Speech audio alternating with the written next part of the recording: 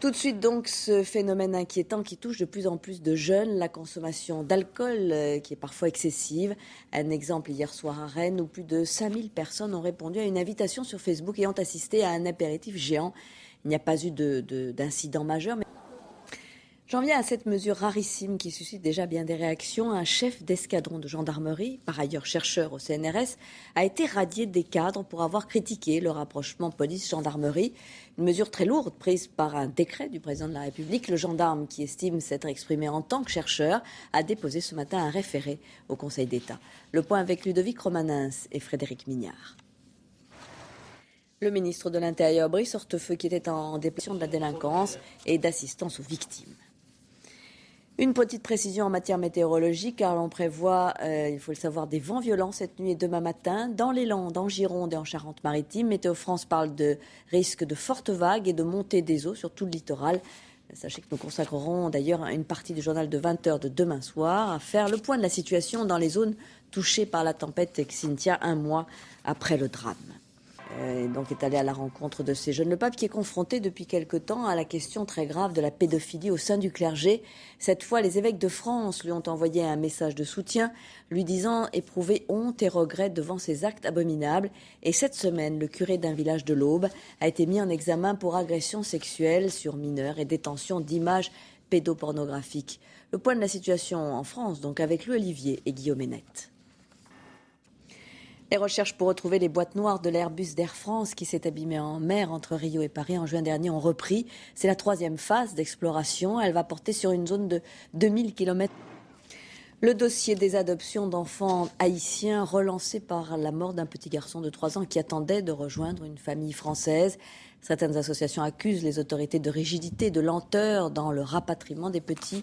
Les opérations ne se feraient qu'au compte-gouttes, par précaution, pour éviter les enlèvements. C'est ce que disent les autorités. 25 petits haïtiens doivent arriver demain à Paris. C'est la fin de la campagne hivernale des Restos du Cœur. L'année a été marquée par une forte augmentation du nombre de ceux qui frappent à la porte de l'association fondée par Coluche. Dans un contexte de crise, nombreux sont ceux qui ne mangent pas à leur faim, même s'ils ont un travail. Heureusement, les dons ont afflué dans le même temps. Le point avec Jocelyn Huchet et Olivier Stambach. Et solidarité toujours avec le lancement du SIDAction. L'opération démarre aujourd'hui et la plupart des médias s'y associent. Vous voyez d'ailleurs que cette association a pour objectif de dépasser les 7 millions d'euros de promesses de dons cette année. Vous pouvez donner, vous avez vu ici sur le site qui s'affiche, en appelant aussi le 110 évidemment ou en envoyant un SMS en tapant don au 33 000. Et puisque nous parlons santé publique, sachez que les médecins généralistes sont en congrès à Lille. Le principal syndicat souhaite améliorer les conditions de travail des praticiens et demande notamment l'augmentation d'€1 du prix des consultations. J'ajoute que le tribunal de Nanterre a relaxé l'ex-PDG de Vinci en 15 000 € d'amende. Il a décidé de faire appel de la relaxe. Et puis en politique, l'élection sans surprise des présidents des conseils régionaux. 5 jours après le second tour des régionales, 26 présidents ont été désignés, tous à gauche, sauf en Alsace, à La Réunion et en Guyane. Isabelle Marie.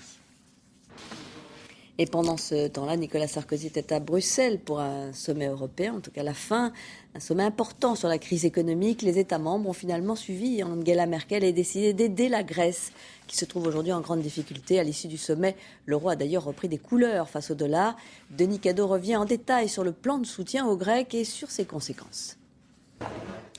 Et Nicolas Sarkozy a aussi abordé la question de la taxe carbone qui a été reportée, vous le savez, par la France à plus tard, repoussée à plus tard. Il a annoncé la mise en place d'un mécanisme d'ajustement aux frontières de l'Union pour taxer les importations de pays qui rechignent à réduire leurs émissions de gaz à effet de serre.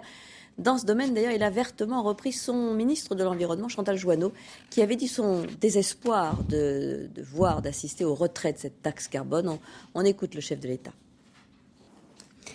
Voilà, et puisque nous parlons écologie, ce phénomène incroyable observé en Bolivie où les glaciers disparaissent les uns après les autres avec le réchauffement climatique. On revient en France avec l'ouverture du Salon du Livre, le 30e. C'est l'occasion de nous interroger sur ce qu'aiment aujourd'hui les lecteurs. Eh bien, en général, ce sont les romans dans lesquels ils peuvent s'échapper ou réfléchir sur eux-mêmes. Anne-Marie Blanchet et Éric Bérin ont rencontré quelques-uns des auteurs à succès.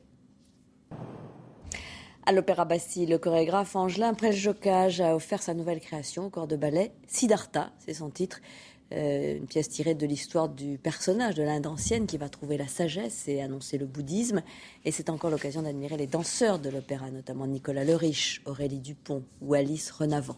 Jean Chubillot et Éric Boucher ont vu le ballet pour nous, vu Siddhartha.